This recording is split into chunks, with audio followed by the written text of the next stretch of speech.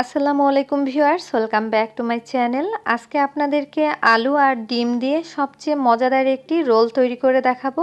এই রোলটা খেতে এতটাই মজার হয় যে একবার খেলে বারবার খেতে চাইবেন। চলুন তাহলে দেখে নেওয়া যাক কিভাবে এই রোলটা বানাতে হয়। একটা বাটিতে আমি 1 কাপ পরিমাণ ময়দা নিয়ে নিচ্ছি। আপনারা চাইলে এই নাস্তাটা আটা দিয়েও বানাতে পারবেন। দিয়ে দিচ্ছি হাফ চা চামচ পরিমাণ লবণ আর সামান্য কিছু কালো জিরা, 1 চা চামচ পরিমাণ ধনিয়া পাতা কুচি, হাফ টেবিল চামচ পরিমাণ চিলি ফ্লেক্স, শুকনা মরিচ তেলে গুঁড়ো করে নিয়েছিলাম। এবার সব কিছু ভালোভাবে ময়দার সাথে মিশিয়ে নিচ্ছি। এবার দিয়ে দিব 1 টেবিল চামচ পরিমাণ তেল। তেলটাও এই ময়দার সাথে খুব ভালোভাবে মিশিয়ে নিব। তেলটা ময়দার সাথে খুব ভালোভাবে মিশিয়ে নিয়েছি। এখন হালকা উষ্ণ গরম পানি দিয়ে আমি একটা ডো তৈরি করে নিব। অল্প অল্প পানি দিয়ে এই ডোটা তৈরি করে নিব, এতে করে ডোটা পারফেক্ট হবে। তো আমি খুব ভালোভাবে ডোটা তৈরি করে নিয়েছি।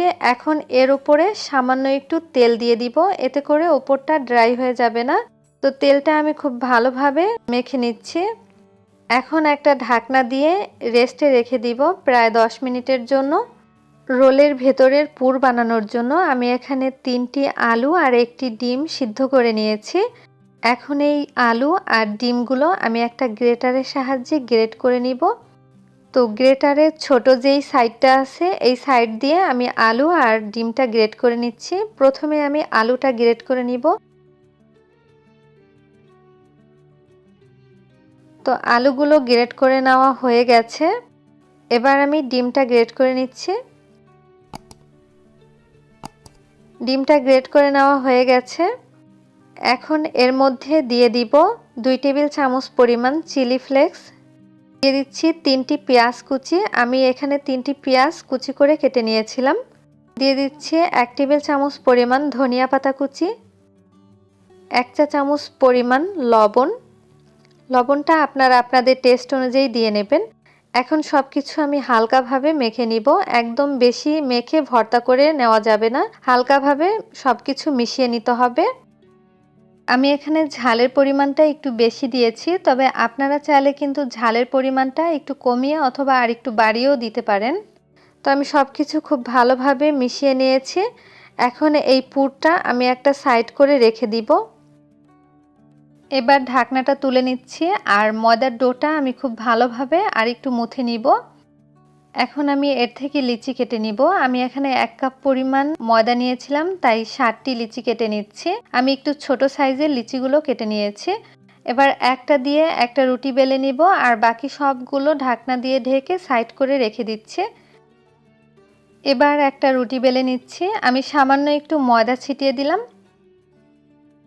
এই রুটিটা বেশ পাতলা আর একটু বড় করে বেলে নিতে হবে। তো রুটিটা আমি বেশ পাতলা করে বেলে নিয়েছি। দেখুন রুটিটা কিন্তু ঠিক এইরকম পাতলা করে বেলে নিতে হবে। এবার রুটির মধ্যে আলুর যেই পুরটা বানিয়ে রেখেছিলাম সেই পুরটা দিয়ে দিলাম। এখন রুটির সব সাইডে আমি পানি লাগিয়ে নিচ্ছি। পেছন সাইড দিয়ে রুটিটা আমি ভাঁজ করে নিব। এখন সাইডগুলো ভাঁজ করে নিচ্ছি।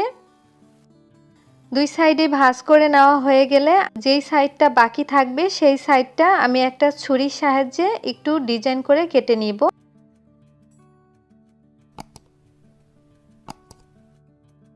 তো একটা রোল কিন্তু বানানো হয়ে গেছে। আমি বাকিগুলোও কিন্তু সেম ভাবে বানিয়ে নিয়েছি।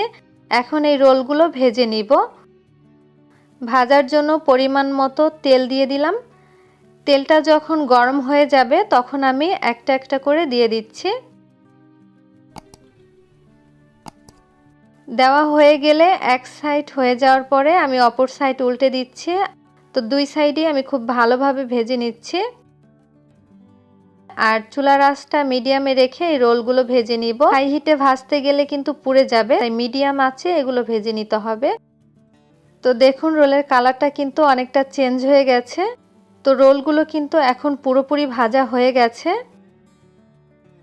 আমি এবার তেল ঝরিয়ে এই রোলগুলো তুলে নিব আর বাকি সবগুলোও কিন্তু একইভাবে ভেজে নিব।